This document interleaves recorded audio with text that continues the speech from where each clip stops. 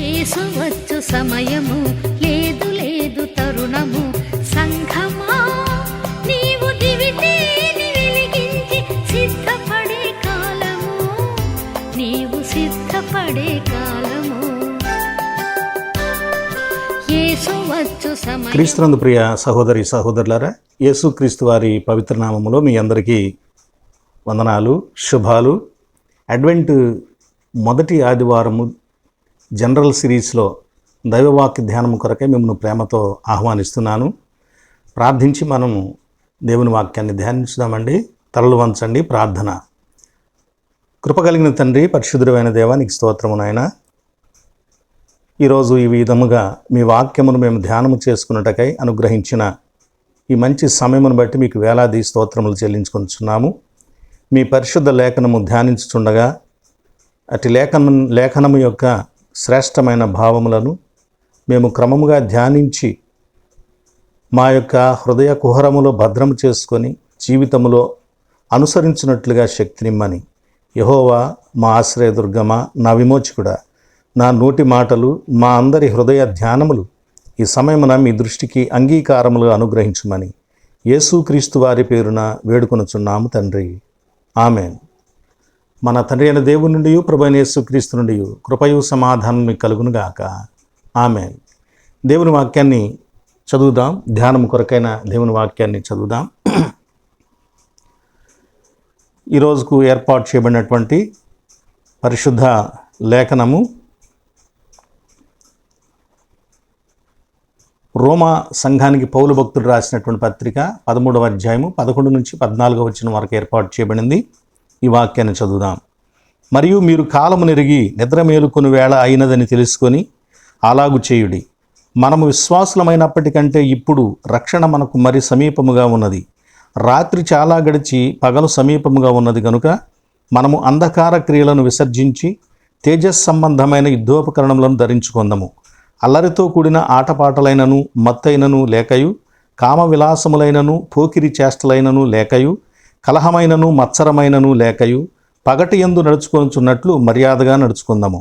మెట్టుకు ప్రభువైన యేసుక్రీస్తును ధరించుకుని వారై శరీరేచ్ఛలను నెరవేర్చుకున్నటకు శరీరము విషయమై ఆలోచన చేసి కొనకుడి. మత్తయి సువార్త 21వ అధ్యాయము మొదటి 9 వచనాలు ఏర్పాటు చేయబడ్డాయి. 9వ వచనం చదువుదాం. జనసమూహములలో ఆయనకు ముందు వెళ్ళుచుండిన వారును వెనుక వచ్చుచుండిన వారును దావీదు కుమారునికి జయము, హోసన్న, ప్రభువు పేరట వచ్చువాడు స్తుతింపబడునుగాక, సర్వోన్నతమైన స్థలములలో జయము అని కేకలు వేయుచుండిరి. ప్రభునందు ప్రియులారా, యేసుక్రీస్తు వారి పవిత్ర నామములో మరోసారి మీకు శుభాలు తెలియచేస్తున్నానండి. ఈరోజు అడ్వెంట్లోని మొదటి ఆదివారము. ఈ ఆదివారము మనము ధ్యానించవలసినటువంటి అంశము మానవ జాగరూకత. యేసుక్రీస్తు రాకడ, అందుకై మానవుని యొక్క జాగరూకత. ఈ అంశంతో పూర్వకాలమున ఈ టెక్స్ట్లు ఏర్పాటు చేసి పరిశుద్ధ గ్రంథము నుంచి ముఖ్యమైనటువంటి భావనగా క్రీస్తు రాకడ అంటే ఆయన రెండవ రాకడకు సిద్ధపడి ఉండవలసిన, ఆయత్తపడి ఉండవలసిన, అంటే సిద్ధపడి ఉండటమే కాదు ఆహ్వానించగలిగిన వారిగా ఉండాలని ధ్యానిస్తూ ఉంటాం. అడ్వెంటు అనేది అడ్వెంటస్ అనేటువంటి పదము నుంచి వచ్చింది. ఆంగ్లో సాక్సన్ దేశాలలో కొంతమంది సామంత రాజులు ఉండేవారు, చక్రవర్తి ఉండేవాడు, లేదా చక్రవర్తి ఆయన కింద అధికారులు. ఆ చక్రవర్తి అధికారుల దగ్గరికి లేదా సామంత రాజుల దగ్గరికి వెళ్ళేటప్పుడు తాను వెళ్ళబోయే ముందు 1-2 రోజుల ముందు దూతలను పంపించి, అంటే రాయబారులు, తన యొక్క సైనికులు లేదా అధికారుల నుంచి ఎవరో ఒకరిని పంపించి, చక్రవర్తి గారు వస్తున్నారు, పలానా సమయానికి ఇక్కడ ఉంటారు కనుక ఆయన రాకకు ఆహ్వానం, మీరు ఊరి బయట నుంచి ఆయన ఎలా ఆహ్వానించాలో అందుకు కావలసిన ఏర్పాట్లు, అలాగే ఆయన ఇక్కడ ఇన్ని రోజులు ఉంటాడు, అన్ని రోజులకు కావలసినటువంటి విడిది ఏర్పాట్లు, ఆయన పలానా పనులు చేసుకుంటాడు ఇక్కడ కనుక అందుకు కావలసినటువంటి ఏర్పాట్లన్నీ కూడా సిద్ధం చేయాలని ఆ అధికారి వెళ్ళి ముందుగా ఆ ప్రాంతంలో ఉన్నటువంటి వారికి, సామంతరాజుకు తెలియచేస్తారు. అలా వెళ్ళి తెలియచేసేటప్పుడు చెప్పబడేటువంటి భావం అంతటికీ కలిపి పెట్టే పేరేంటంటే అడ్వెంటోస్, దాని నుంచే అడ్వెంట్ అని వచ్చింది. అంటే అధికారి వస్తున్నాడు కనుక బీ ప్రిపేర్, మీరు సిద్ధంగా ఉండండి అని దానిలో భావన ఉంటుంది. కానీ ముఖ్యమైనటువంటి మూల భావం మాత్రం అధికారి వస్తున్నాడు, ద కింగ్ ఈజ్ కమింగ్. యేసుక్రీస్తు వారు కూడా ఆయన నేను మరలా వస్తాను అని తెలియచేశాడు. కనుక ఆయన ఏ రీతిగా పరలోకానికి చేర్చబడ్డాడో మళ్ళీ అదేవిధంగా తిరిగి వస్తాడని దేవదూతలు కూడా తెలియచేశారు. పరిశుద్ధాత్ముడు కూడా పౌలు, పేతురు మొదలైనటువంటి అపోస్తలుల ద్వారా కూడా మనకు తెలియచేశారు. కాబట్టి క్రీస్తు రాకడ కొరకై సిద్ధపాటు కలిగి ఉండటం. ఈరోజు వాస్తవంగా డిసెంబర్ 1వ తేదీ, మనము జనరల్గా నవంబర్ 25వ తేదీ నుంచే అడ్వెంట్ ప్రారంభిస్తూ ఉంటాం.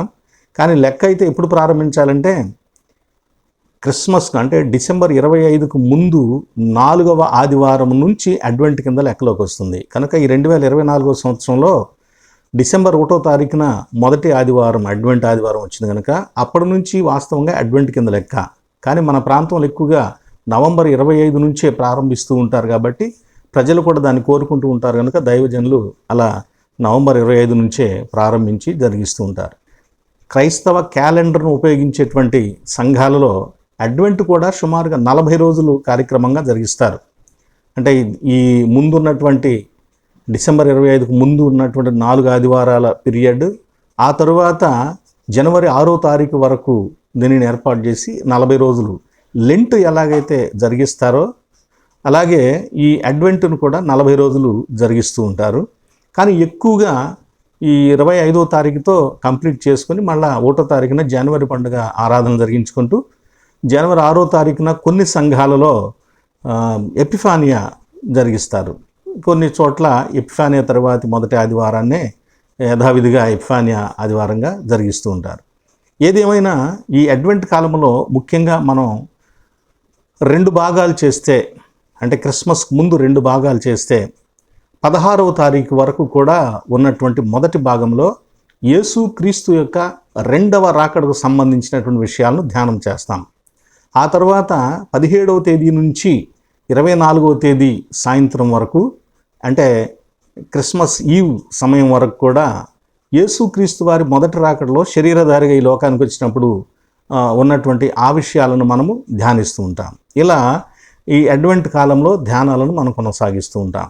కాబట్టి అలాగే ఇంకా అడ్వెంట్లో రీత్ అంటే గుండ్రంగా ఉండేటువంటి ఒక వలయాకారపు ఆకులతో అల్లినటువంటి ఒక దండ లాంటిది, అలాగే దానిలో 5 రకాల candles, 3 purple colour, 1 rose colour, మరొకటి వైట్ కలర్. 3వ ఆదివారాన్ని లెంట్లో ఎలాగైతే గాడెడ్ సండే అని పిలుస్తామో అలాగే అడ్వెంట్లో కూడా 3వ ఆదివారాన్ని గాడెడ్ సండే అని పిలుస్తారు. కనుక ఆ ఆదివారానికి వెలిగించేటువంటి క్యాండిల్ని జాయ్, సంతోషకరమైనటువంటి క్యాండిల్గా కూడా, దానిని బెత్లెహేమును సందర్శించి సంతోషించినటువంటి గొర్రెల కాపరుల క్యాండిల్గా కూడా తెలియచేస్తారు. ఈ మొదటి ఆదివారమున వెలిగించేటువంటి పర్పుల్ క్యాండిల్, మొదటి క్యాండిల్కి, కొవ్వొత్తికి పెట్టే పేరు ఏంటంటే ప్రవక్తల క్యాండిల్ అని పిలుస్తారు. దీనికి బోధ పరంగా చెప్పుకునేది ఏంటంటే హోప్, నిరీక్షణ, ఆశల కొవ్వొత్తి అని దానిని గురించి వెలిగిస్తూ తెలియచేస్తూ ఉంటారు. ఇది అడ్వెంట్కి సంబంధించిన క్లుప్తమైనటువంటి కొన్ని విషయాలు. ఇక స్నేహితులారా, డిసెంబర్ 1వ తేదీ ఎయిడ్స్ వ్యాధిగ్రస్తుల దినోత్సవం కనుక డిసెంబర్ 1వ తేదీన ఎయిడ్స్ వ్యాధిగ్రస్తులకు అనేక మంది సహాయం చేస్తూ ఉంటారు. దాని గురించినటువంటి అవగాహన కూడా సంఘాల్లో కూడా తెలియచేయాల్సిన అవసరం ఉంది. కోవిడ్ వచ్చిన తర్వాత ఎయిడ్స్ చిన్నదిలాగా కనిపిస్తూ ఉన్నది, కానీ అది కనిపించకుండా విస్తరించేటువంటి ఒక భయంకరమైనటువంటి వ్యాధి. కాబట్టి దీని గురించి సంఘానికి మనం తెలియచేసి సంఘాన్ని అప్రమత్తం చేయవలసినటువంటి అవసరం ఉంది. డిసెంబర్ 2వ తేదీ అంతర్జాతీయ బానిసత్వ నిర్మూలన దినోత్సవంగా ఏర్పాటు చేస్తూ ఉంటారు. అలాగే డిసెంబర్ 3వ తేదీ అంతర్జాతీయ వికలాంగుల దినోత్సవంగా జరిగిస్తూ ఉంటారు. 5వ తేదీనేమో అంతర్జాతీయ సామాజిక ఆర్థిక అభివృద్ధి స్వచ్ఛంద సంస్థల యొక్క సేవకుల దినోత్సవంగా జరిగిస్తారు. ఇక డిసెంబర్ 6వ తేదీ భారతదేశంలో మనకందరికీ బాగా తెలిసిందే. ఏంటది? డాక్టర్ బిఆర్ అంబేద్కర్ గారి యొక్క వర్ధంతి. మొన్న నవంబర్ 26వ తేదీన రాజ్యాంగ దినోత్సవంగా మనం జరిగించుకుంటున్నాం. అలాగే ఈ డిసెంబర్ 6వ తేదీని ఆ, అంబేద్కర్ గారి యొక్క వర్ధంతి కార్యక్రమాన్ని జరిగించుకుంటూ ఉంటారు. ప్రియులారా, ఈరోజు ఏర్పాటు చేయబడినటువంటి లేఖన భాగాలలో సువార్త పాఠ్య భాగమేమో వాస్తవంగా చాలా డిఫరెంట్గా ఉంటుంది. ఏంటి సువార్త పాఠ్య భాగము? యేసుక్రీస్తు వారు మటలాదివారం రోజున మనం చదువుకునేటువంటి లేఖనం, గాడిద పిల్ల మీదకి యెరూషలేములో ప్రవేశించడం, హోసన్న జయమని కేకలు వేస్తూ మట్టలో కొమ్మలు పరచి వారి వస్త్రాలను పరచి ఆయనను దావీదు కుమారునికి జయము హోసన్న అంటూ యెరూషలేములోకి జయప్రవేశం జరిగించడం. ఆ పాఠము ఈరోజు ఏర్పాటు చేయబడుతుంది. మనము ఉన్నదేమో క్రిస్మస్ దినాలకు ఉన్నాము, కానీ వచ్చే పాఠం అది. కానీ దీనిలో ఉన్నటువంటి ముఖ్య విషయం ఏంటంటే, ఆయన యెరూషలేములో ప్రవేశించాడు. ఆ యెరూషలేము ఆయనను ఆ రోజున ఆహ్వానించింది. పండుగకు చేరువచ్చినటువంటి వేల మంది, లక్షల మంది ప్రజలు ఆయనను గురించి ఎదురు చూచారు. ఆయన రాడా పండక్కి అని ఎదురు చూచారు. ఆయన కోసం చాలామంది బేతనీయకు వెళ్ళారు. ఆయన లేవనెత్తినటువంటి లాజరును కూడా చూడటానికి చాలామంది వెళ్ళారు. కనుక అక్కడి నుంచి వస్తున్న వాళ్ళు, ఇక్కడ యెరూషలేములో నుంచి ఆయనకు ఎదురు వెళుతున్న వాళ్ళు అందరూ రెండు సమూహాలు, బేతనీయ నుంచి యేసుక్రీస్తు వారితో వస్తున్న సమూహము, యెరూషలేములో నుంచి బేతనీకి వెళ్ళి ఆయన చూసొద్దామని బయలుదేరి వెళ్తున్నటువంటి సమూహము. ఈ రెండు సమూహాలు కలుసుకుంటే రెండు సేనలకు పెట్టే పేరు మహనయీము. అట్లాగూ యేసుక్రీస్తు వారిని ఆహ్వానించుకుంటూ తీసుకొస్తారు. ఇక్కడ ఇది యేసుక్రీస్తు వారి యొక్క రెండవ రాకడను కూడా, దానిని మనం ఈ అడ్వెంట్ సందర్భంగా మౌల్డ్ చేసుకుంటూ దేవుని వాక్యాన్ని ధ్యానిస్తాం. ఆ పాఠము, సువార్త పాఠము, యేసుక్రీస్తు వారి యొక్క రాకడ మన కన్నుల ఎదుట అల్లంత దూరంలో కనిపిస్తున్నట్టుగా చూపిస్తుంది. అంటే మన నేత్రముల ఎదుట యేసుక్రీస్తు వారి యొక్క రాకడను, ఆయన వస్తున్నాడు అని ఆ జయప్రవేశానికి సంబంధించినటువంటి చిత్ర దృశ్యాన్ని మన మనోఫలకం మీద ఉంచుతుంది. కాబట్టి ఆ యేసు వచ్చినప్పుడు ఏం చేయాలి? ఆయన వస్తున్నప్పుడు ఆయనకు ఆహ్వానం పలికారు ప్రజలు. వారి వస్త్రాలను విప్పి ఆయన ఎక్కి వస్తున్నటువంటి పాదాల కింద, గాడిద పిల్ల పాదాల కింద వేశారు. ఇలా కొమ్మలను నరికి తీసుకొని వచ్చి గౌరవాన్ని తెలియచేశారు. కాబట్టి యేసుక్రీస్తు వారిని నేడు ఈ రెండవ రాకడకు ఆయనైతే రావటానికి సిద్ధంగా ఉన్నాడు, ఖచ్చితంగా వస్తాడు. యేసుక్రీస్తు వారి యొక్క రెండవ రాకడ ఖచ్చితం, కానీ ఆలస్యం. సమయం మనకు తెలియదు. పోయిన ఆదివారం మనం చదువుకున్నాం, అనుకొనని గడియలో ఆయన వస్తాడు. దానిని అనుకోకూడదు, దానికోసం ప్రయత్నం చేయకూడదు కూడా. యేసుక్రీస్తు వారు పలానప్పుడు రావచ్చు అని ఊహించుకోవటం అది తప్పు ఊహ, ఆలోచన తప్ప ఇంకోటి ఏం లేదు. కాబట్టి జరుగుతున్న పరిస్థితులను బట్టి మనము ఏం చేయాలి? ఆయన రాకడకు సిద్ధపడిన వారమై ఉండాలి. అంటే మనం ట్రైన్ ఎక్కడానికి వెళ్ళామనుకోండి స్టేషన్కి, ట్రైన్ పలానా ఈ టైంకి వస్తుందని తెలిస్తే ఆ టయానికి అక్కడికి వెళ్ళి మనకు సంబంధించినవన్నీ కూడా అక్కడ చేరవేసుకుని ప్లాట్ఫామ్ మీద ఎదురు చూస్తూ ఉంటాం. ట్రైన్ వస్తూ ఉన్నప్పుడు స్టేషన్లోకి అనౌన్స్మెంట్ చేయగానే మన వస్తువులు తీసుకొని జాగ్రత్తగా రెడీగా ట్రైన్ ఆగగానే ఎక్కడానికి సిద్ధంగా ఉంటాం. అంటే ఇదంతా కూడా ప్రిపరేషన్, ఆయత్తపడి ఉండటం, రెడీగా ఉండటం, ఆ ట్రైన్లో ప్రయాణం చేయటానికి కావలసినటువంటి రెడీనెస్ మనం కలిగి ఉండటం. అలాగే యేసుక్రీస్తు వారు వస్తున్నప్పుడు ఆయన వచ్చిన తర్వాత, ప్రభు ఒక్క నిమిషం ఉండయా, నేను ఇప్పుడే వస్తాను, నేను పలానా విషయం సర్దుకుని వస్తాను అని చెప్పే పరిస్థితులు లేవు. పైగా ఆయన వచ్చే సందర్భం కూడా ఎలా ఉంటుందంటే, యేసుక్రీస్తు వారి రాకడ ఎలా ఉంటుందంటే, రెండవ రాకడ ఆన్ ద స్పాట్, అంటే కన్ను తెరిచి కన్ను మూసినంత లోపులో జరిగిపోతుంది. మెరుపు ఎలాగైతే ఈ వైపు నుంచి ఆ వైపుకి ఒక క్షణంలో అలా వెళ్ళిపోతుందో, అలాగే యేసుక్రీస్తు వారి రాకడ కూడా ఒక క్షణంలో, లిప్తపాటు కాలంలో జరిగిపోతుంది. అది చాలు, ఆ సమయం చాలు ఆయన రెండోసారి వచ్చి వెళ్ళటానికి. కాబట్టి అప్పుడిక మనం ఏమి ప్రభువా అని అడగటానికి అవకాశం లేదు. కాబట్టి ముందుగానే సిద్ధపడి ఉండాలి. కనుక ప్రియ సహోదరి సహోదరులారా, ఆ రోజున యెరూషలేములోనికి ప్రభువుని ఎలాగైతే ఆహ్వానించారో, అలాగే మనము కూడా మన జీవితంలో ప్రభువును ఆయన రెండవ రాకడ సమీపంగా వస్తూ ఉన్న సమయంలో ఆహ్వానించగలిగిన వారిగా ఉండాలి. అంటే ఎంత సిద్ధపడి ఉండాలో దీన్ని బట్టి మీరు ఆలోచించవలసిందిగా కోరుచున్నాను. ఇక పత్రిక పాఠ్యభాగము అలా వస్తున్నటువంటి ప్రభువు కోసం మనం ఏం చేయాలి, మనం ఎలా సిద్ధపడి ఉండాలి, మన యొక్క పని ఏమిటి ఆ సందర్భంలో, మన యొక్క బాధ్యత, మన యొక్క విద్యుత్ ధర్మం ఏంటి అనేది తెలియజేస్తూ ఉంది.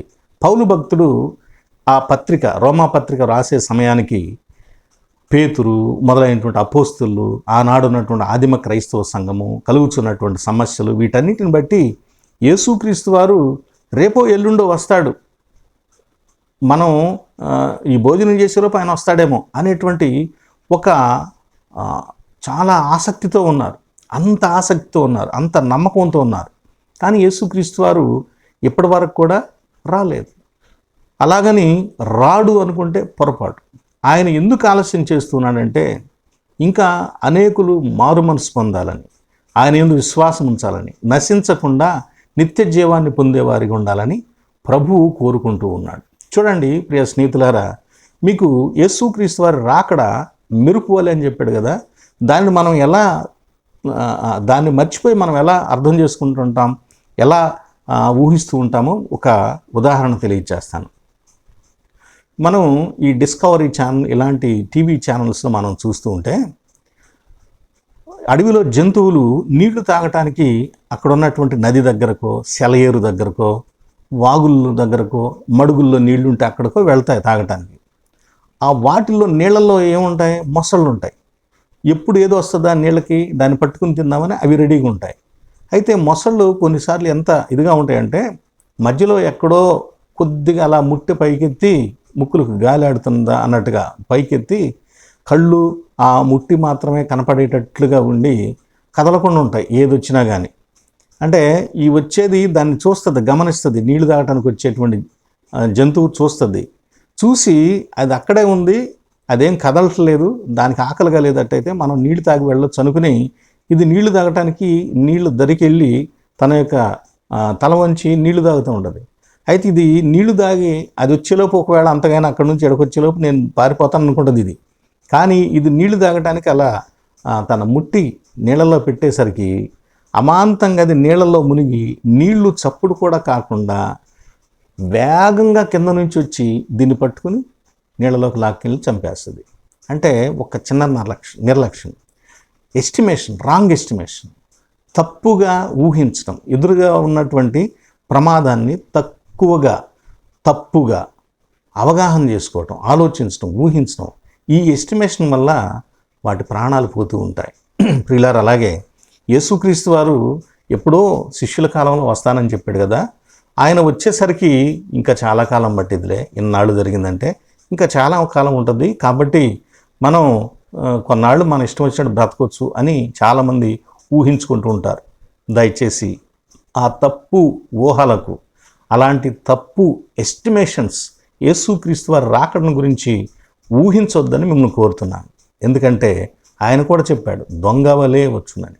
అంటే అన్ఎక్స్పెక్టెడ్, కంపల్సరీ, తప్పనిసరిగా జరుగుతుంది, కానీ అన్ఎక్స్పెక్టెడ్, మీరు ఎరుగని విధానంలో, మీరు ఊహించని విధానంలో, మీరు ఊహించని సమయంలో వస్తాను అనేటువంటి దానిని తెలియచేయటానికి ఆయన ఆ ఉపమానాన్ని తెలియచేశారు.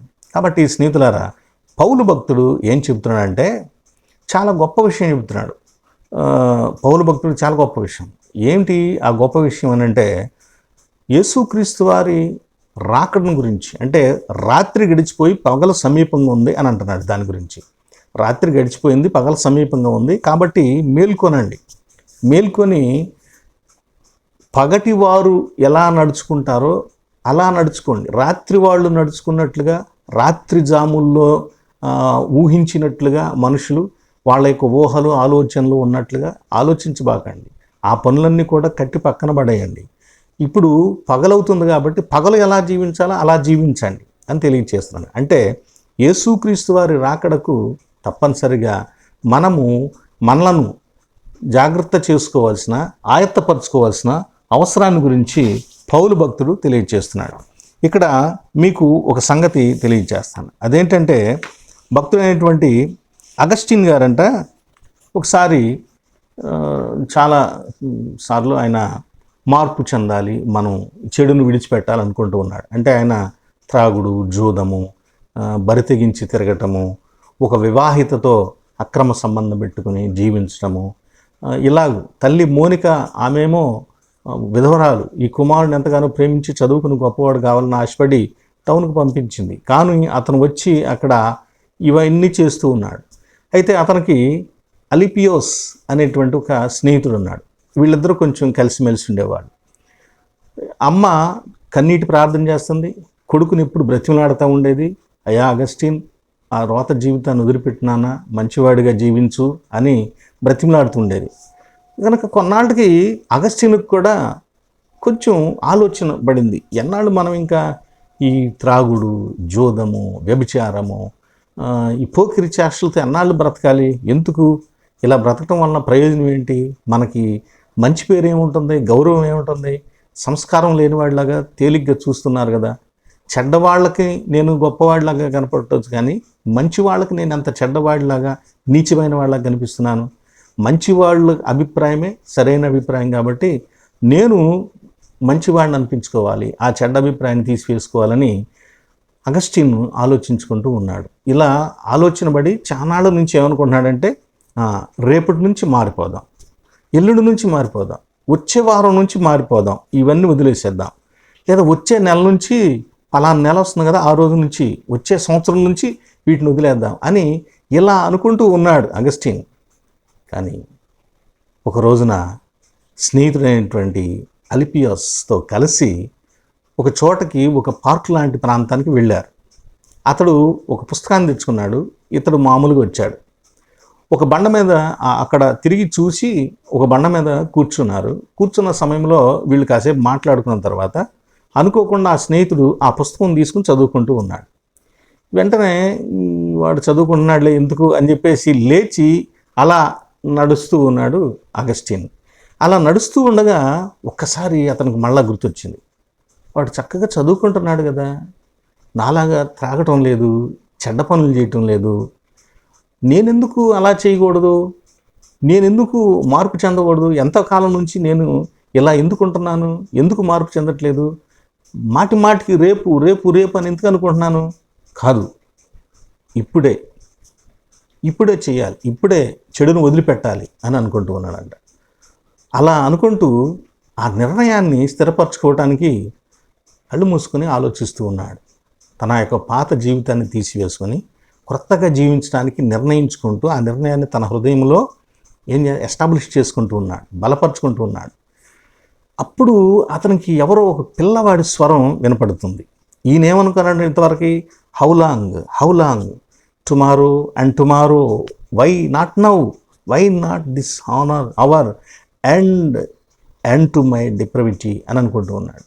అలా ఈ మాటలు అనుకున్న తర్వాత ఇక ఈ రోజుతో మానివేద్దాం అనుకున్న తర్వాత కళ్ళు మూసుకొని ఈ నిర్ణయాన్ని తన యొక్క హృదయంలో రిజిస్టర్ చేస్తూ దాన్ని స్థిరపరుచుకుంటూ ఉన్నాడు.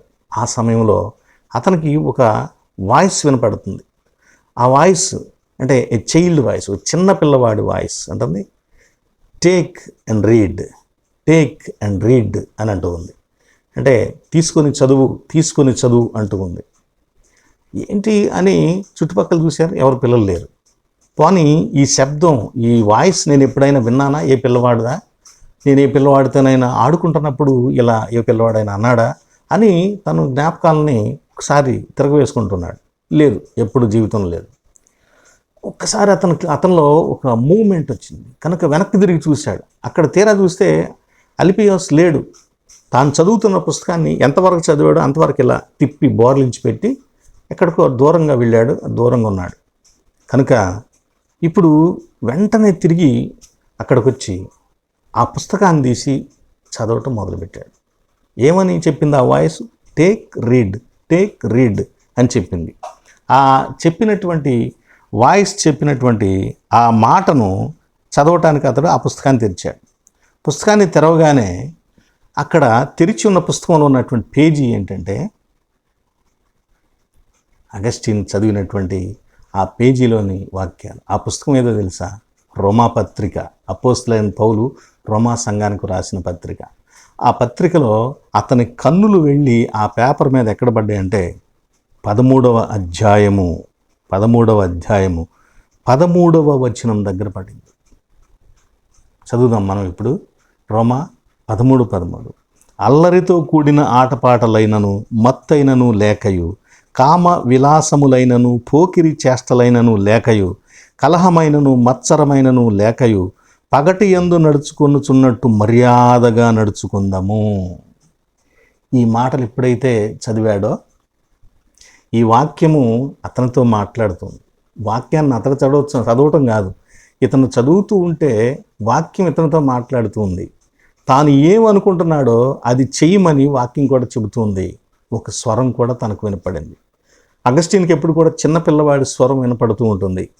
సముద్ర తీరంలో ట్రినిటీని గురించి కూడా అలాగే జరుగుతుంది అతను ఆలోచిస్తూ ఉన్నప్పుడు. ప్రియ స్నేహితులారా, అంతటితో అగస్టిన్ జీవితం మారిపోయింది.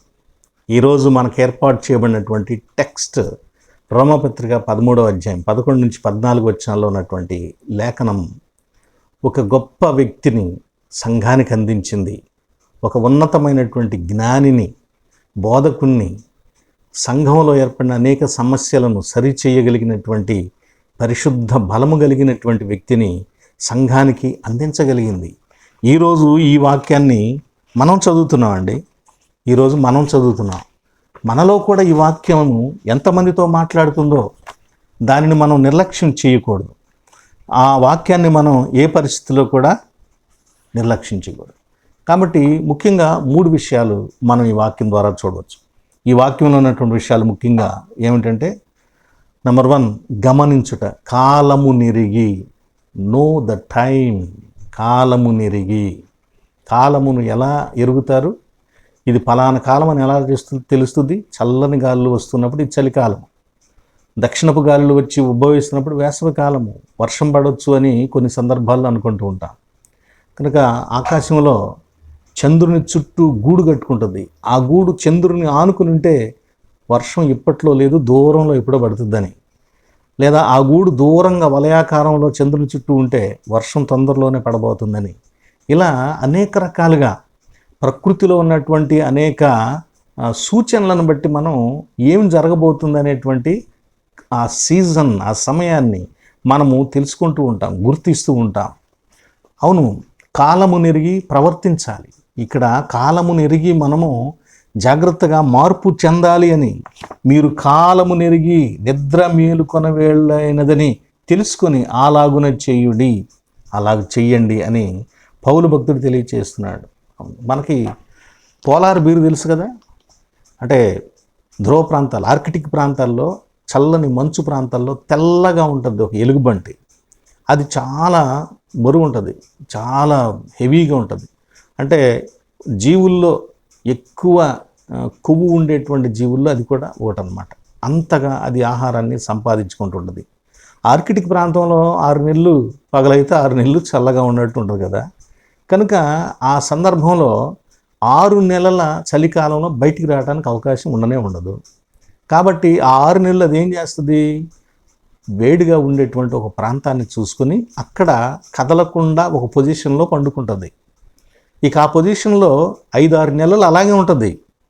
ఆ తర్వాత మళ్ళా మంచు కరిగిపోయి ఆ ప్రాంతంలో సూర్యోదయం కనిపించినప్పుడు అది మళ్ళీ బయటకు వచ్చి జంతువులను వేటాడి మళ్ళా తిరిగి మళ్ళా తర్వాత 6 నెలలు మళ్ళీ జాగ్రత్తగా మళ్ళీ మంచులో అలా ఉండటానికి కావాల్సినట్టు ప్రిపేర్ అవుతుంది. ఇలా తన మనుగడను కొనసాగించుకుంటుంది ఆ ప్రాంతంలో, అంత క్లిష్ట పరిస్థితులు ఉండేటువంటి ప్రాంతంలో. కనుక కాలమును గమనించాలి. ప్రభు అంటాడు ఇర్మియా ద్వారా, ఓదె కొరకు మంగలిపిట్ట తెల్ల కొంగ తమ కాలమును ఎరుగును, గాడిద తన సొంతవాని దొడ్డి ఎరుగును, ఎద్దు తన కామందు నెరుగును. ఎరగటం, తెలుసుకోవటం, తెలిసి ఉండటం అనేది ఒక సహజమైనటువంటి వివేకం, జ్ఞానం మనకి. అలాగే యేసుక్రీస్తు వారు వస్తాడు అనేది మనకు ఒక తెలిసి ఉన్నటువంటి జ్ఞానం, ప్రభు ద్వారా చెప్పబడినటువంటి వాక్యం. కనుక ఆయన ఎప్పుడు వస్తాడనే మాట తప్పు ఆలోచన దయచేసి అది పెట్టుకోవద్దు. ఇప్పుడే వస్తాడు, ఇవాళే వస్తాడు, రేపే వస్తాడు, వచ్చేస్తున్నాడు అనేటువంటి మాటలు ఎందుకు చెప్పబడ్డాయి అంటే, ఆయన ఎప్పుడు వచ్చే సంగతి నీకు అనవసరం, నువ్వు ఇప్పటికిప్పుడు రెడీ అయి ఉన్నావా లేదా అనేది నువ్వు చేయాల్సిన పని అని చెప్పడం కోసమే ఈ సంగతులు మాటి మాటికి తెలియచేయబడ్డాయి. కనుక యేసుక్రీస్తు వారి రాకడ అంటే 6 నెలల తర్వాత మళ్ళా మంచు వస్తుంది, నేను 6 నెలలు కదలకుండా ఉండాల్సి వస్తుంది, ఆ 6 నెలలు బ్రతకడానికి కావాల్సినటువంటి పౌష్టికత శరీరంలో ఉండాలని ఆ ప్రాంతంలో ఉన్నటువంటి చలి ప్రాంతంలో ఉన్నటువంటి ఒక ఎలుగుబంటి ఎలాగైతే కాలము నెరిగి ప్రిపేర్ అవుతుందో, జాగ్రత్తగా ఉంటుందో, అలాగే యేసుక్రీస్తు వారి రాకడ అనేది ఖాయం. ఇది తెలుసు కదా మనకి, ఇదే తెలుసుకోవాల్సింది మనం. కాబట్టి ఆయన రాకడకి నేను సిద్ధంగా ఉన్నానా లేదా అనేది మనం చూసుకోవాలి. కనుక దీనిలో రెండవదిగా గర్హించుట, ఒకటి గమనించుట, అంటే నో ద టైం, కాలము నెరుగుట. కాలము నెరుగుట అంటే మళ్ళీ గుర్తుపెట్టుకోండి, యేసుక్రీస్తు వారు ఎప్పుడు వస్తాడో ఎరిగి ఉండటం కాదు. కాలానికి సంబంధించి కొన్ని చెప్పబడ్డాయి. ఏం చెప్పాడు ప్రభు? అంజూరపు చెట్టు లేతదై కొమ్మ చిగురించినప్పుడు మనిషి కుమారుడి రాకడ సిద్ధంగా ఉన్నాడు, గవిని దగ్గర ఉన్నాడని చూసుకోండి, ఆలోచించుకోండి అని చెప్పేసి అని అంటాడు. మెరుపు ఎలా వస్తుందో అలా వచ్చి వెళ్తానని చెప్పాను అంటాడు. ఇలా యేసుక్రీస్తు వారు తన రాకడకు సంబంధించి యుద్ధములు జరుగుతాయి అక్కడక్కడ, తర్వాత కరువులు, భూకంపాలు ఏర్పడతాయి, జనం మీదకి జనం, రాజ్యం మీదకి రాజ్యం లేస్తుంది, అనేకులలో ప్రేమ చల్లారిపోతుంది, అక్రమం విస్తరిస్తుంది, ఈ రాజ్య సువార్త సకల జనులకు ప్రకటించబడుతుంది. పైగా ప్రజలలో ఏమేర్పడుతుంది? దొంగ భక్తి ఏర్పడుతుంది ఎక్కువగా. నేనే క్రీస్తును, అంటే నేనే దేవుడినని చెప్పుకునేటువంటి అనేకులు వస్తూ ఉంటారు. వాళ్ళు చాలా మోసం చేస్తారు, ఎంతో శ్రద్ధగా దేవుని వెతికే వారిని కూడా మోసం చేస్తారు అని ప్రభువారు తెలియజేశారు. ఇవన్నీ జరుగుతూ ఉంటాయి. ఇవన్నీ జరుగుతూ ఉన్నప్పుడు నేను వస్తున్నాను అని మీరు తెలుసుకోండి అని. అంటే ప్రభువు తప్పకుండా వస్తాడు. నీకు కష్టం కలిగినప్పుడు, నీకు బాధ కలిగినప్పుడు, నీకు ఇలాంటి పరిస్థితులు ఎదురైనప్పుడు మనము ప్రభువు వస్తున్నాడు అనేది మన హృదయంలో పెట్టుకోవాలి. అందుకు సిద్ధపాటు కలిగి ఉండాలి.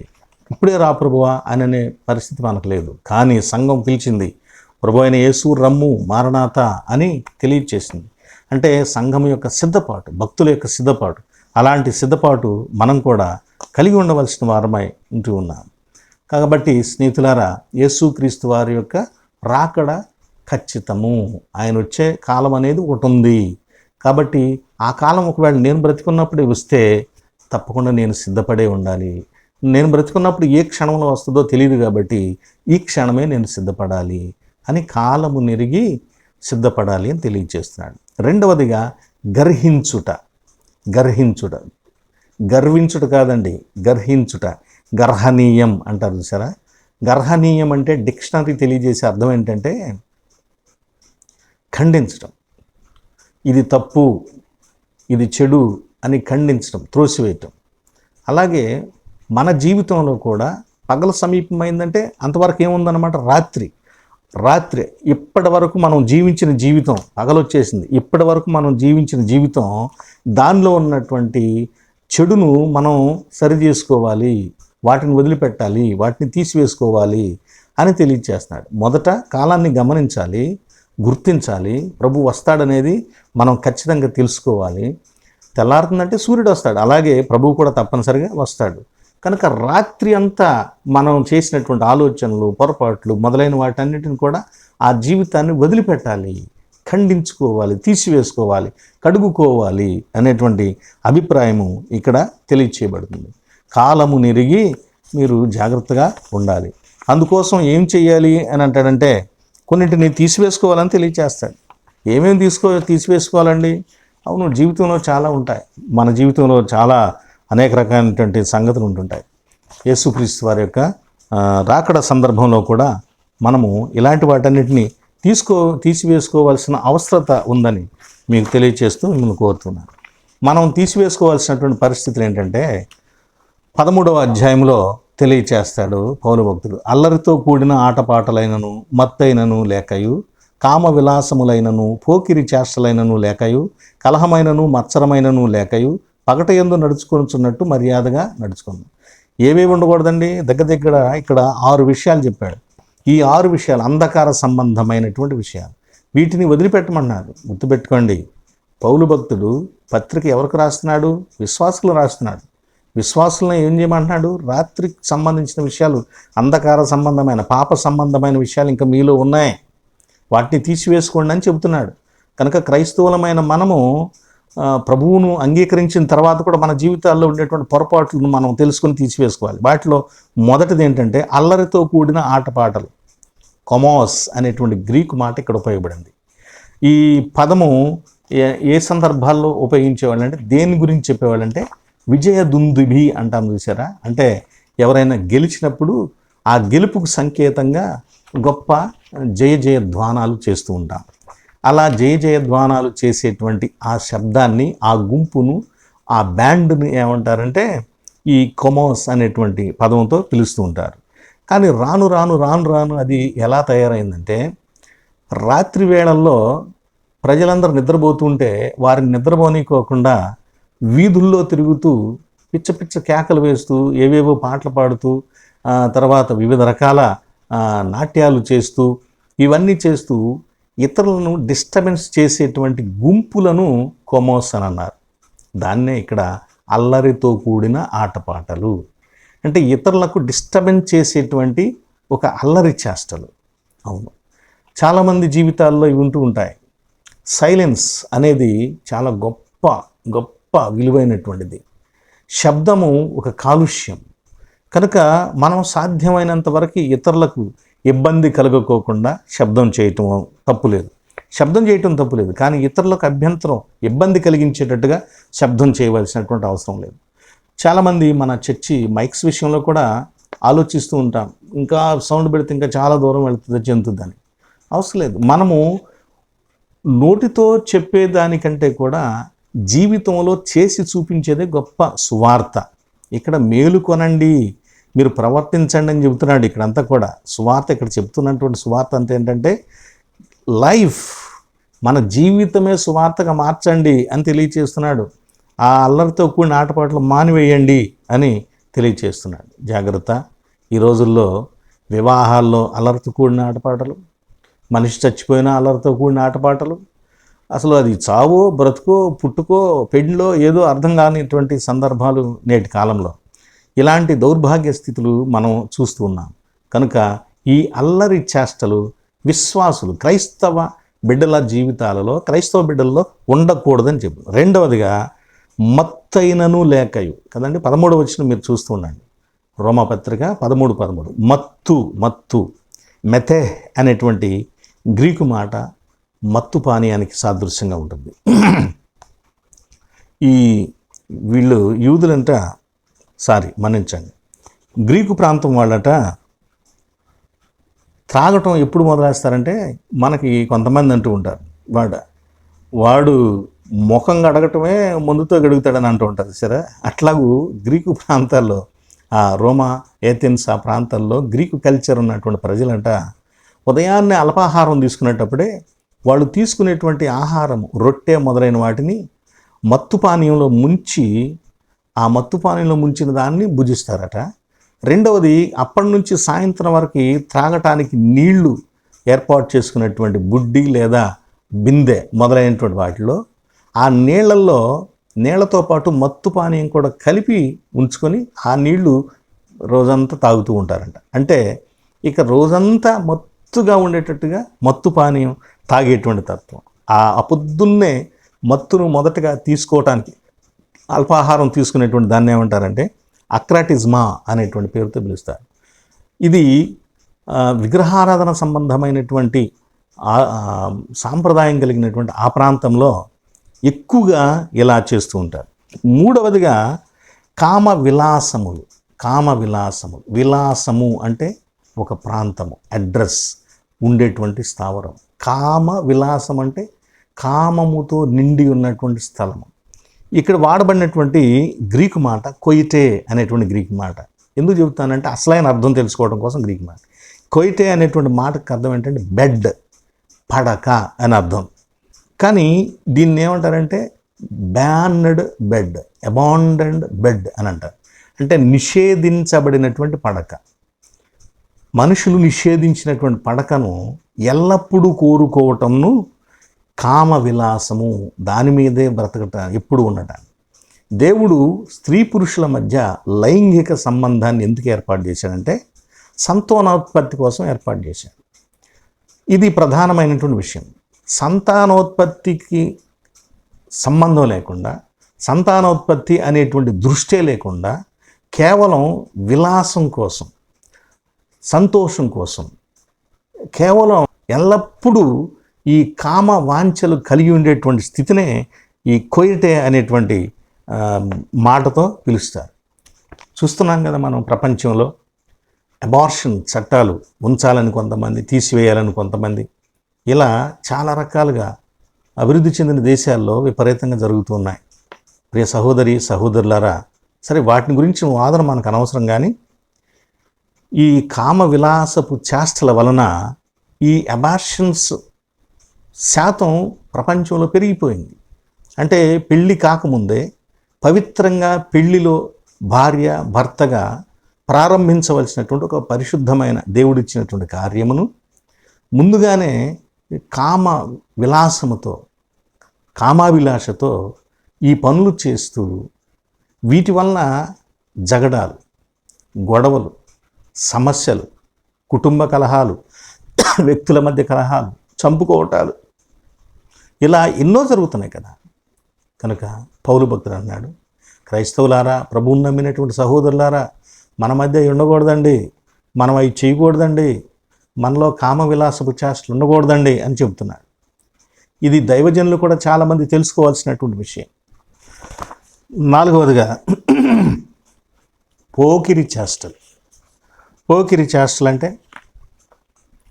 పోకిరి అని పేరు పెడితే హిట్టు, ఈడియట్టు, అన్నీ పనికి మాలిన పేర్లే లోకంలో కదా. లోకం ఎలా అయిపోయిందంటే మంచిని ద్వేషించి చెడును నెత్తి మీద పెట్టుకోవటం మొదలుపెట్టింది. అంటే తన చేతులతో తానే తన నెత్తి మీద ముళ్ళ కిరీటాన్ని పెట్టుకుంటుంది లోకం, నేడున్నటువంటి సమాజం. ఇక్కడ 4వ మాట పోకిరి చేష్టలు. దీన్ని షేమ్లెస్నెస్ అని కూడా అంటారు. ఎసెల్గియా అనే గ్రీకు మాట ఇక్కడ చెప్పబడింది. సెల్గియా అనేది స్టోయికుల మోరల్ సిటీ, అంటే నైతిక ప్రామాణికత కలిగినటువంటి పట్టణంగా చెప్పబడుతుంది. ఎసెల్గియా అంటే నైతికత లేని, నీచమైన, సిగ్గు, లజ్జ, బిడియము లేనటువంటి, బరితెగించినటువంటి పట్టణానికి ఈ పేరు పెడతారు. నమ్మకమైన మహాపట్టణము వేశ్యాయనని దేవుడు కూడా మాట్లాడతాడు యెరూషలేము ముఖ్యమైనటువంటి పట్టణాల గురించి. ఎందుకు ఇలా దీన్ని అన్నారంటే సిగ్గు, లజ్జ, బిడియం లేనటువంటిదని. పోకిరి మాటలు అనే దాని యొక్క భావం ఏంటంటే, జనం తన చుట్టూ ఎంతమంది ఉన్నారు, ఎవరెవరున్నారు, ఎలాంటి వాళ్ళు ఉన్నారు అని ఆలోచన లేకుండా తన ఇష్టం వచ్చినట్లుగా మాట్లాడటం, తన ఇష్టం వచ్చినట్లుగా బరితెగించి ప్రవర్తించటం, ఇవి చేయటాన్నే సిగ్గు, లజ్జ, బిడియము విడిచి, నీతి, నైతికత విడిచిపెట్టి బరితెగించి మాట్లాడటం, బరితెగించి జీవించడాన్నే ఈ పోకిరి చేష్టలు అనేటువంటి మాటతో తెలియచేస్తారండి. పిల్లారా, పూర్వకాలంలో, అంటే నేను చిన్నప్పుడు కూడా నాకు తెలిసి, ఎవరైనా ఒక వ్యక్తిని ఒక మాట అనాలంటే చుట్టుపక్కల ఎవరైనా ఆడవాళ్ళు ఉన్నారా, పిల్లలు ఉన్నారా, పెద్దోళ్ళు ఎవరైనా ఉన్నారా అని గమనించి చూసి అప్పుడు ఆ మాట అనేవాడు. అంటే పొరపాటు మాట అనటానికి తొందరపడేవాడు కాదు. ఒకవేళ అనాల్సి వస్తే ఈ జాగ్రత్తలన్నీ తీసుకుని అప్పుడు మాట్లాడేవాళ్ళు. అది కూడా మెల్లగా, ఎవరిని అనాలనుకున్నారో వాళ్ళకి వినపడేటట్టు. కానీ ఇప్పుడు అట్లా కాదు. ఎవరు లేకపోతే బూతులు తిట్టరు, ఎవరు లేకపోతే బజారులో లుంగీలు పైకి ఎగ్గట్టి ఇష్టం వచ్చినట్లుగా తొడలు కొట్టుకుంటూ తిరగరు. ఎవరైనా జనం ఉంటే క్రొత్త బూతులు కూడా తిడతారన్నమాట. ఇష్టం వచ్చినట్లుగా ప్రవర్తిస్తారు. అంటే ప్రజలు ఉంటే మరింత రెచ్చిపోయి చేస్తూ ఉంటారన్నమాట వీళ్ళు. ఈ కాలము ఇలా తయారైంది. ఏ మాటలు మాట్లాడటానికి నలుగురు ముందు సిగ్గుపడాలో ఆ మాటలు బరితెగించి నలుగురు ముందు మాట్లాడటం మొదలైంది. ఇప్పుడున్నటువంటి సమాజం ఎంత దౌర్భాగ్య సమాజం. దీన్నే సిగ్గులేని, లజ్జలేని, బిడియం లేని, విడిచేసినటువంటి, బరితెగించినటువంటి దీనిని ఏమంటారంటే పోకిరి చేష్టలు. దీనికి ఎసెల్గియా అనే గ్రీకు మాట చెప్పారు కదా, ఆ గ్రీకు మాట యొక్క అర్థము ఇదేనండి. ఇక 5వదిగా మీలో కలహములు ఉండకూడదని చెప్పాడు రోమా 13:13. యేసుక్రీస్తు వారి రాకడకు మనము మేల్కొని చేయాల్సింది ఏంటంటే మొదట క్లీన్, మనము గర్హనీయం, మనలో ఉన్నటువంటి చెడును వదిలిపెట్టడానికి ప్రయత్నం చేయాలి. 6 విషయాలు ఇక్కడ తెలియచేశాడు కదా, వాటిలో 4 చెప్పుకున్నాం. 4 ఇప్పుడు 5వది కాంటెన్షన్స్, స్ట్రిఫ్ అని కూడా చెప్పబడింది. అంటే కలహము ఎరీస్ అని గ్రీకు భాషలో పదం చెప్పబడింది. కలహం అనేటువంటి ఈ మాటకి ఇక్కడ ఉన్నటువంటి అర్థం ఏంటంటే పోటీతత్వం అనేటువంటి అర్థం కూడా వస్తుంది. పోటీతత్వం అంటే ఏంటి? ఇద్దరు వ్యక్తులు కొన్ని పోటీలకి కొన్ని రూల్స్ ఉంటాయి. ఆ రూల్స్ ప్రకారం పోరాడి గెలిచి విజయాన్ని అందుకుని కీర్తి ప్రతిష్ట పొందుకోవాలని చూస్తారు. కానీ కొంతమంది ఆ రూల్స్ ప్రకారం కాకుండా అక్రమంగా గెలిచి గెలుపును, పేరును, కీర్తి ప్రతిష్టను పొందాలనుకుంటారు. అలా ఈ 2వ రకం ఉందే, రూల్స్ తప్పి వాళ్ళు గెలవాలనుకోవటం, రూల్స్ తప్పి వాళ్ళు కావాలనుకోవటం, కీర్తి ప్రతిష్టలు. వీళ్ళని ఏమన్నారంటే ఈ కలహించేటువంటి మనుషులు అన్నారు, కలహములు పెట్టేటువంటి మనుషులు అన్నారు. వీళ్ళకి ఇక నీతి న్యాయం ఏముండదు. ఒక జగడం పెట్టుకోవటానికి సరి అయినటువంటి కారణం ఉండదన్నమాట. కారణం లేకుండా జగడాలు పెట్టుకుంటూ ఉంటారు. ఇలాంటి వ్యక్తులకు అంతర్గతంలో ఉండే కారణాలు వేరుగా ఉంటాయి. కాబట్టి ఆ కారణము ఈ జగడానికి సరిపోయే కారణం కాదు. అడిగితే సరిగ్గా సమాధానం చెప్పలేరు. ఇలాంటి వారికి మనము సర్దుబాటు చేయలేము, వారు సర్దుబాటు కారు కూడా. అలాంటి నీతి మాలిన, నిజాయితీ లేని, దౌర్భాగ్య మనుషులు ఈ కలహాలు చేసేటువంటి మనుషులు. ఆదిమ సంఘంలో కూడా కలహం వచ్చింది. ఏమని వచ్చింది? ఇదిగో మా విధవరాళ్ళను సరిగ్గా చూడలేదని గ్రీకు మాట్లాడేవాళ్ళు అన్నారు విధవరాళ్ళ గురించి. అయితే అది వెంటనే సరిచేయబడింది. ఎలా? సంఘ పెద్దలను ఏర్పాటు చేసి ఎవరిని తేడాగా చూడొద్దు, అందరినీ సమాధానంగా చూడండి అని వారిని ఏర్పాటు చేయడం ద్వారా కలహం తీసివేయబడింది. కనుక క్రైస్తవ సమాజంలో, క్రైస్తవ కుటుంబంలో, క్రైస్తవ వ్యక్తుల మధ్య కలహము అనేది ఉండకూడదు. సమాధానపరచువారు ధనిలు, వారు దేవుని కుమారులు అనబడతారు. మరి కలహం పెట్టేవాళ్ళు ఎవరు? దయ్యం కుమారులు, సాతాను కుమారులు. ఎస్, సంఘాలలో, కుటుంబాలలో, వ్యక్తుల మధ్య కలహాలు పుట్టించేవాళ్ళు, కలహాలు పెట్టేవాళ్ళు. ప్రియ స్నేహితులారా, గొడవలు పెట్టి సంతోషించేటువంటి మనుషులు అనేకులు ఉంటూ ఉంటారు. ఇవి జరగకూడదు.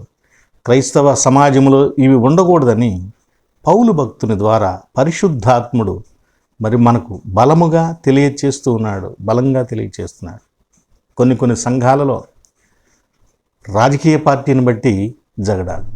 రాజకీయ పార్టీ ఎక్కడో బయట ఉండాలి, అది నీ సొంత విషయం, వ్యక్తిగత విషయం. కానీ క్రైస్తవ సంఘానికి, సమాజానికి, ఆరాధనకు దానికి సంబంధం లేదు కదా.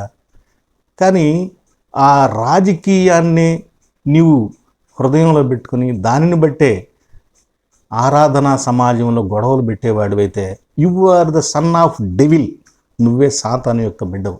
ఎవడైతే ఇది చేస్తూ ఉంటాడో వాడే సాతాను కుమారుడు.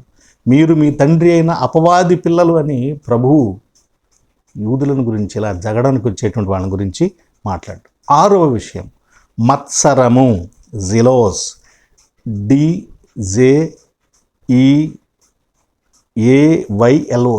జిలోస్ అని చదవాలి దీన్ని.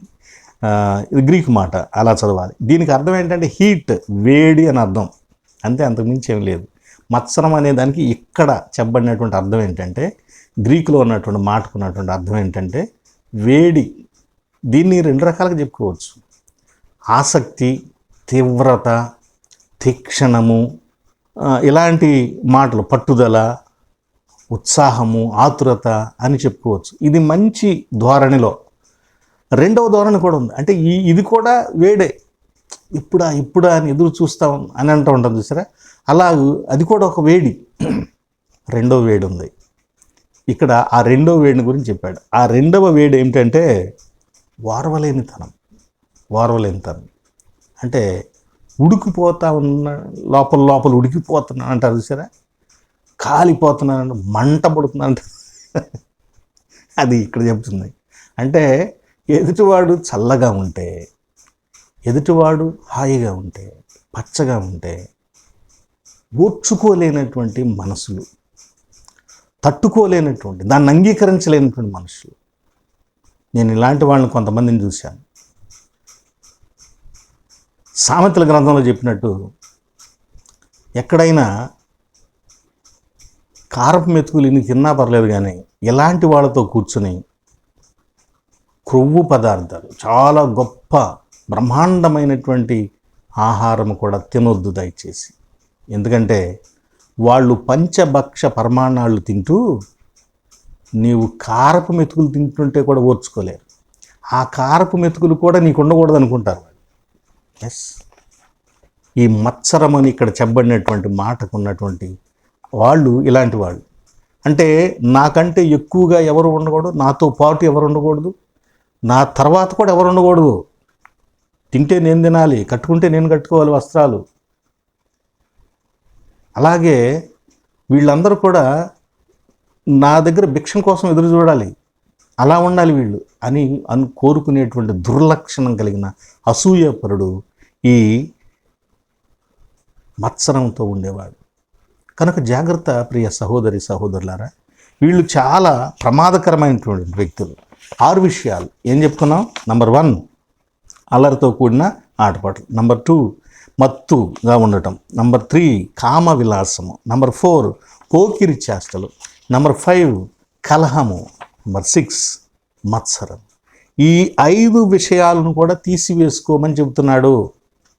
ఇలాంటి చెడ్డ సంగతులన్నీ కడిగి వేసుకో, ఇవి ఖండించు, గర్హనీయమైనటువంటి విషయాలు. నంబర్ 1 గమనించు, నంబర్ 2 గ్రహించు, నంబర్ 3 గైకొను. నంబర్ 3 గైకొను. ఏం గైకొనాలి? దేవుని వాక్యాన్ని గైకొనాలి, దేవుని యొక్క ఉద్దేశాలను గైకొనాలి, దేవుని యొక్క మాటలను గైకొనాలి. ఎఫెసీ పత్రిక 5:14 అందరూ చేత నిద్రించుచున్న నీవు మేల్కొని మృతుల్లో నుండి లెమ్ము, క్రీస్తు నీ మీద ప్రకాశించున్నాడు. కాబట్టి నీవు లేచి జాగ్రత్తగా బ్రతుకిక. అందుకే మన ఆరాధన ప్రారంభంలో నీ వెలుగును నీ సత్యమును బయలుదేర చేయము, అవి నాకు త్రోవ చూపించను, అవి నీ పరిశుద్ధ పర్వతమునకును నీ నివాస స్థలమునకును నన్ను తోడుకొని వచ్చును. అప్పుడు నేను దేవుని యొద్దకు, నాకు ఆనంద సంతోషములు కలిగి దేవుని యొద్దకు చేరుదును. దేవా, నా దేవా, నీకు కృతజ్ఞతాస్తుతులు చెల్లించుచు, సితారా వాయించుచు కృతజ్ఞతాస్తుతులు చెల్లించదనని భక్తుడు తెలియజేస్తాడు. వెలుగును సత్యమును బయలుదేరి, ఆ వెలుగు మనల్ని నడిపిస్తుంది. కాబట్టి వెలుగు సంబంధుల వలె జీవించవలసిన అవసరం మనకున్నది. వెలుగు సంబంధుల వలె జీవించడం అంటే ఎఫెసీ పత్రిక 5వ అజ్ఞానుల వలె కాక జ్ఞానుల వలె నడుచుకున్నాడు. జ్ఞానుల వలె వైజ్లీ వాకింగ్. వెలుగు సంబంధుల వలె. గైకొనుట అంటే ఏంటి? మనము వైజ్లీ వాకింగ్, వెలుగు సంబంధుల వలె నడుచుకోవటం. వెలుగు సంబంధులు ఎలా నడుచుకుంటారు? హనోకు దేవునితో నడిచాను, అబ్రహాము అట్లు చేశాను, అలా చేశాను అని. అంటే దేవుడు ఏం కోరుకుంటున్నాడో దాన్ని చేశాడు. దావీదు కూడా దేవుడు ఏం కోరుకుంటాడో దాన్ని చేస్తాడు. అందుకే నా హృదయానుసారుడని దావీదుని గురించి చెప్పాడు. రెండవదిగా గైకొనుట అంటే క్రమంగా జీవించడం. ఏంటది? రోమా 6:13 నీతికి సాధనములుగా మనలను మనం అప్పగించుకోవటం. పేతురు మొదటి పత్రిక 4:7 ఏం తెలియచేయబడుతుందంటే, మీరు స్వస్థ బుద్ధి గలవారై ప్రార్థనలు చేయుటకు మెలకువగా ఉండండి. స్వస్థ బుద్ధి కలిగి ఉండటం అంటే ఆరోగ్యవంతమైనటువంటి బుద్ధిని కలిగి ఉండటం.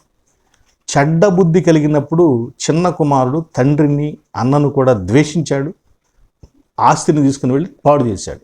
మళ్ళా బుద్ధి వచ్చినప్పుడు అంటే మంచి బుద్ధి, స్వస్థ బుద్ధి కలిగినప్పుడు తన పాపాన్ని తెలుసుకున్నాడు, తండ్రి ఆ కుటుంబం యొక్క గౌరవాన్ని తెలుసుకున్నాడు, ఆ కుటుంబంలో ఉండటానికి నేను అర్హుడిని కాదని కూడా తెలుసుకున్నాడు. కనుక ఒక కూలివాడిలాగైనా అక్కడే ఉండాలని ఆశ్రయించాడు మళ్ళీ. కనుక స్వస్థ బుద్ధి మనకు మేలు చేస్తుంది, ఇతరులకు కూడా మేలు చేస్తుంది. మనకు గౌరవాన్ని ఇస్తుంది, ఇతరులకు కూడా మన ద్వారా గౌరవాన్ని కలిగేటట్టుగా చూస్తుంది, దేవునికి మహిమ కలిగేటట్లుగా చేస్తుంది. కనుక పేతురు భక్తుడు అంటున్నాడు, స్వస్థ బుద్ధి కలవారై ఉండండి అని తెలియజేస్తున్నాడు. 2వ పత్రికలో పేతురు 3వ అధ్యాయం 12వ వచనం అంటాడు, దేవుని దినపు రాకడ కొరకు కనిపెట్టుచు దానిని ఆశతో అపేక్షించుచు మీరు పరిశుద్ధమైన ప్రవర్తనతోనూ భక్తితోనూ ఎంతో జాగ్రత్త గలవారై ఉండండి. పరిశుద్ధమైన ప్రవర్తన, భక్తి కలిగి ఎంతో జాగ్రత్త కలిగిన వారై ఉండాలని తెలియజేస్తున్నాను. కాబట్టి ఈ గైకొనటం అంటే లైఫ్ను మార్చుకోవటం, జీవితాన్ని వెలుగు సంబంధిగా మార్చుకోవటం అంటే ఇదిగో ఈ సంగతులన్నీ కూడా మనం కలిగి ఉండాల్సినటువంటి అవసరం మనకు ఉంది. లూకా సువార్త 1వ అధ్యాయం 6వ వచనంలో ఇలా నడుచుకున్న వాళ్ళు ఉన్నారు. ఎవరు? ఈ క్రిస్మస్ సందర్భంలో యోహాను యొక్క బాప్తిస్మిచ్చే యోహాను యొక్క తల్లిదండ్రులు జకర్యా, ఎలిజబెత్, వీరిరువురు కూడా అలాగే నడుచుకున్నారు. వీరిద్దరూ ప్రభు యొక్క సకలమైన ఆజ్ఞల చొప్పునను న్యాయ విధుల చొప్పునను నిరపరాధులుగా నడుచుకొంచు దేవుని దృష్టికి నీతిమంతులై ఉండిరి. క్రీస్తు రాకడకు సిద్ధపడిన మనుషులు, క్రీస్తు రాకడకు క్రీస్తుకు సిద్ధపాటు వ్యక్తిని అందించగలిగినటువంటి మనుషులు. క్రైస్తవుడా, ఓ విశ్వాసి, నువ్వేంటి? నువ్వెలా ఉన్నావు? నీవు క్రీస్తు రాకడకు సిద్ధపడి ఉన్నావా? క్రీస్తు రాకడకు సిద్ధపరుస్తున్నావా? మార్టిన్ లూథర్ గారు అంటాడు, నేను నిన్న యేసుక్రీస్తు వారు పుట్టాడని, ఈరోజు చనిపోయి తిరిగి లేచి ఆరోహణమయ్యాడని, రేపు ఆయన తిరిగి రాబోతున్నాడని ప్రకటిస్తాను. ఎందుకంటే ఆయన రేపే వస్తాడు అని తెలియచేస్తాడు. కాబట్టి మనం క్రీస్తు రాకడ కొరకై సిద్ధపడి ప్రభువును పోలి ప్రియమైన పిల్లల వలె ఎఫెసీ పత్రికలో చెప్పినట్లుగా నడుచుకోవలసినటువంటి అవసరత మనకున్నది. కాబట్టి ఈరోజు మనం అడ్వెంట్ని గురించి తెలుసుకున్నాం. ఈ అడ్వెంట్ మొదటి ఆదివారంలో యేసుక్రీస్తు వారి యొక్క రాకడకు మనము ఎలా ప్రిపేర్ అవ్వాలి? ఈ ప్రిపరేషన్లో ఒకటి మనలో ఉన్నటువంటి చెడును వదిలిపెట్టడం, తర్వాత ఎలా జీవించడం అంటే దేవుని తగినట్లుగా జ్ఞానుల వలె నడుచుకోవటం, ఆయన ఆజ్ఞల చొప్పున నడుచుకోవటం, సువార్త క్రమం చొప్పున నడుచుకోవటం, స్వస్థ బుద్ధి గలవారమై నడుచుకోవటం, ప్రార్థన చేయించు ఆయన రాక కొరకై మనము ఎదురు చూచేవారిగా ఉండటం, జాగ్రత్త కలిగిన భక్తి కలిగిన జాగ్రత్త కలిగిన ప్రవర్తన కలిగిన వారమై ఉండటం, ఇలా మన జీవితంలో మనం కలిగి ఉండటం ద్వారా ప్రభువు ఎప్పుడు వచ్చినాక మనకు భయం లేదు. ఇవి ఎప్పుడు మనం కలిగి ఉంటాం, ఆయన ఎప్పుడు వస్తాడనే ఆలోచన మనకు అవసరం లేదు. ఎందుకంటే ఆయన ఎప్పుడు వచ్చినా ఆయన్ని మనం ఎదుర్కోగలుగుతాం. కాబట్టి అలాంటి మంచి విశ్వాసులుగా, క్రైస్తవులుగా మీరు ఉండాలని మిమ్మల్ని కోరుతూ, అలాంటి కృప పరిశుద్ధాత్మ దేవుడు మనకు అనుగ్రహించాలని తెలియచేస్తూ ఈ మాటలను ముగిస్తున్నాను. సర్వశక్తిమంతుడి మాటలు మన వినికిడిలో బదిలిపరచునుగాక. ఆమేన్. సమస్త జ్ఞానమునకు మించిన దేవుని సమాధానం యేసుక్రీస్తు వల్ల మీ హృదయములకు మీ తలంపులకు కావలేనుగాక. ఆమేన్. ప్రియులారా, ఇప్పటివరకు వీడియో చూసిన మీకు ధన్యవాదాలు తెలియజేస్తున్నాను. అలాగే ఇతరులకు కూడా షేర్ చేయండి, మరి మా కోసం ప్రార్థన చేయండి. మీకు చేతనైనటువంటి మీ హృదయంలో కలిగేటువంటి అభిప్రాయాన్ని బట్టి సహకారమును కూడా అందించండి. ప్రార్థన, ప్రభుని ప్రార్థనతో ఆశీర్వాదంతో సెలవు తీసుకుందాం. తల్ల వంచండి. కృపాసత్య సంపూర్ణమైన తండ్రి, పరిశుద్ధరానికి స్తోత్రము నాయన. నీ రాకడ కొరకై మేము సిద్ధపడి ఉండవలసిన వారమని ఈ సమయమున తెలుసుకున్నాం. ప్రభువా, కనికరించండి, కృప చూపించండి నాయన. మీ ఆశీర్వాదమును మాకు అనుగ్రహించండి.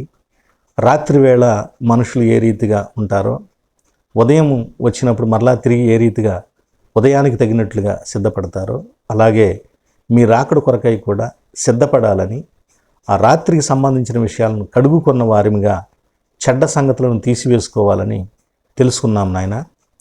మీ రాకడ కొరకై మేము అలా సిద్ధపాటు కలిగిన వారమై ఉండాలని, జాగరూకతతో ఉండవలసిన వారమై ఉన్నామని తెలుసుకున్నాం. కనికరించండి. అలాంటి జాగరూకత కలిగి ఉండటానికి మేము విడిచిపెట్టవలసినటువంటి చెడును విడిచిపెట్టగలిగిన ధైర్యమును, తెగువను మాకు దయచేయండి. అలాగే నాయన, మేము నడుచుకోవలసినటువంటి సంగతులను సక్రమంగా నాయన అనుసరించి నడుచుకోగలిగినటువంటి జ్ఞానము, పట్టుదల, శక్తిని కూడా మాకు అనుగ్రహించండి. మా చేయి పట్టుకుని మీరు నడిపించండి. ఈ సమయంలో మాలో రోగములతో ఉన్న బిడ్డలకు కావాల్సిన ఆరోగ్యమును దయచేయండి ఆయన. నా తండ్రి, లేమిలోను, శ్రమలోను, కష్టములోను, బాధల్లోను, శోధనలోను బిడ్డలకు కావాల్సినటువంటి సమృద్ధిని, సమాధానం దయచేయండి తండ్రి. అలాగే ఎవరెవరు ఏ విషయమై ఈ ప్రార్థనలో ఏకీభిస్తూ ఉన్నారో న్యాయమైన ప్రతి ఆశను, ఆకాంక్షను తీర్చి ప్రభువా వారి ద్వారా మీరు మహిమ పొందమని వేడుకుంటున్నాం. తిరిగి మరొక పర్యాయం మేము కలుసుకునే భాగ్యం దయచేయండి. ఈ క్రిస్మస్ కాలంలో కావలసిన సంతోషము, సమాధానం మాకందరికీ అనుగ్రహించి ఆశీర్వదించమని మీకు మహిమ, ఘనత, ప్రభావములు సమర్పించుకొనొచ్చు ప్రభు అయిన యేసు నామమున వేడుకొంచున్నాము తండ్రి. ఆమెన్. పరలోకమందున్న మా తండ్రి, నీ నామము పరిశుద్ధపరచబడునుగాక, నీ రాజ్యము మాకు వచ్చునుగాక, నీ చిత్తము పరలోకమందు నెరవేరుచున్నట్లు భూమి యందు నెరవేరునుగాక. మా అనుదిన ఆహారం నేడు మాకు దయచేయము. మా ఎడల అపరాధము చేసిన వారిని మేము క్షమించి ఉన్న ప్రకారము మా అపరాధములను క్షమించుము. మమ్మను శోధనలోనికి తేక దుష్టు నుండి తప్పించుము. రాజ్యము, శక్తియు, మహిమ నిరంతరం నీవై ఉన్నవి తండ్రి. ఆమెన్. మన పరమతండ్రి అయిన దేవుని ప్రేమయు, ప్రభు అయిన యేసుక్రీస్తు వారి కృపయు, పరిశుద్ధాత్మ దేవుని యొక్క అన్యోన్య సహవాసము సదా మీకు కలుగునుగాక. Amen, amen, amen. మీ అందరికి వందనాలు.